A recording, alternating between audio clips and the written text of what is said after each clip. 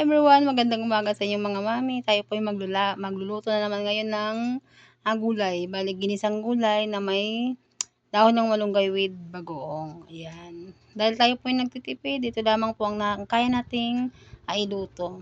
Ngayon po mga mami, kung kayo gustong magtipid, pumunta lamang po kayo sa aking channel, Tipid Recipe. Bali, ito po ang aking isasahog, ang binilad kong tinapa. Ayan. Ito po ay galunggong. Ito po ang ating isasahog, 3 pirasong galunggong. Yan po ay magkakalasa na dahil ang panimpla natin gagamitin mga mami ay ang bagoong isda. May kasabihan nga po mga mami, ang taong kumakain ng gulay ay hahaba ang ating buhay. Kaya maggulay muna tayo. Ginito natin ang sibuyas bawang mga mami. Ngayon naman po ay sunod natin isang okra at kalabasa. Ginito natin ang okra at saka kalabasa. Bali tatakpan lang natin sa plate bago natin isunod ang talong.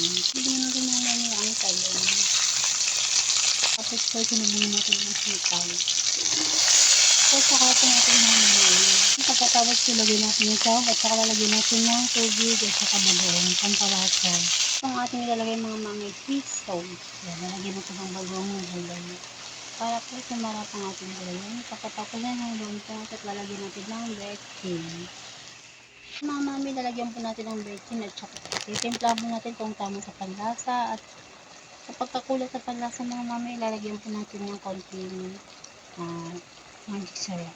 Ngayon mga mami, tatakpan mo natin ng mga isang minuto.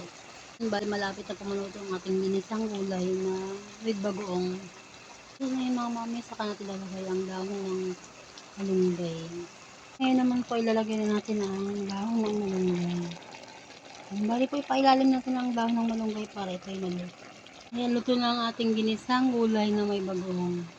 And kung ikaw ay isang Ilocano, ikaw siguro ay gumagamit ng bagoong.